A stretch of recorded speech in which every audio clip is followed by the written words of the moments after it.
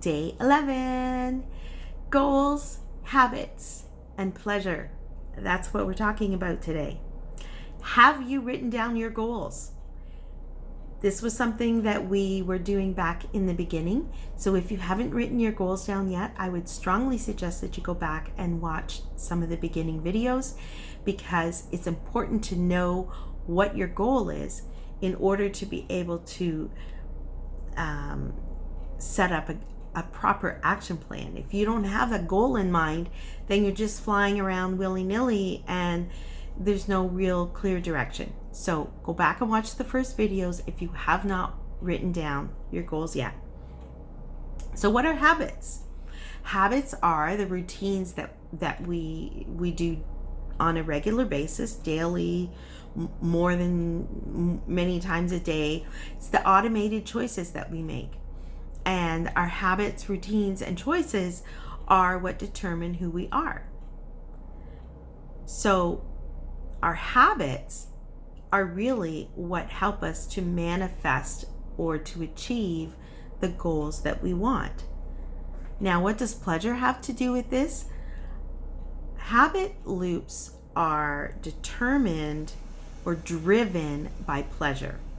So what brings us pleasure is what we're going to do. If it feels good to get up at 5 a.m. and go for a jog, if that feels good to you, you're going to do it. If it doesn't feel good to you, you're not going to do it. If it feels better to you to hit the snooze 4 times, 5 times, then that's what you're going to do.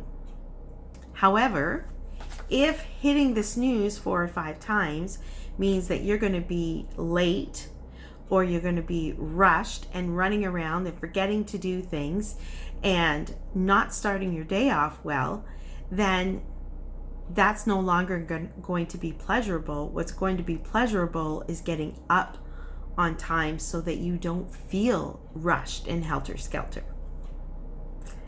So our pleasure is what drives our habit loops. So what we need to do in order to get the goals that we want to get is to change what pleasure is linked to in our brain. So and when we do that, it increases our natural motivation for follow through. It increases the motivation for follow through when we change what pleasure is linked to in our brain. So we have natural pleasure chemicals, endorphins. And so if we match the endorphins with the results that we want, then we're going to be more successful. And one of the ways to do that is through a process called mental rehearsal. Many athletes do this before they compete. So they go through and envision themselves already competing. And they break it down into tiny components and they walk through it step by step. This is what I'm going to do here. This is what I'm going to do here. And they mentally rehearse the performance. And so if we can do that with our daily habits, with the goals and the things that we want to achieve, then that's going to help us as well. So it's like doing a mental trial run. If even a trial run of, okay, if this happens, this is how I'm going to respond.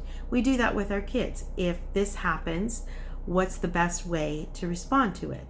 So a mental rehearsal helps us practice overcoming habitual resistance, links pleasure with healthy behaviors in the brain, and motivates you to follow through in a way that you haven't been able to do before and you haven't been able to do consistently.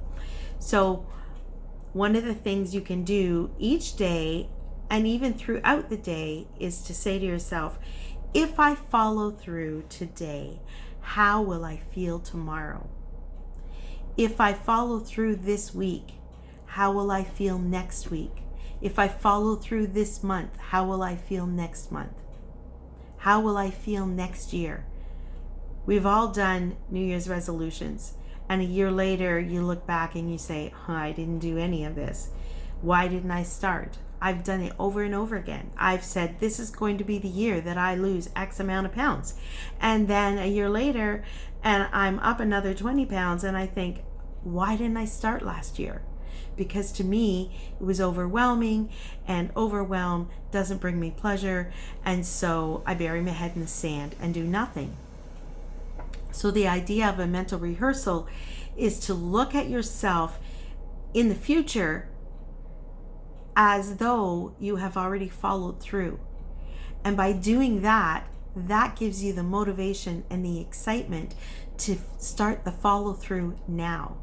So if I continue to follow through, if I continue to, let's say, lose 5 pounds a month, because that's a really reasonable amount that wouldn't take a lot of effort, that means that by next year at this time, I will have lost another 60 pounds. That's huge.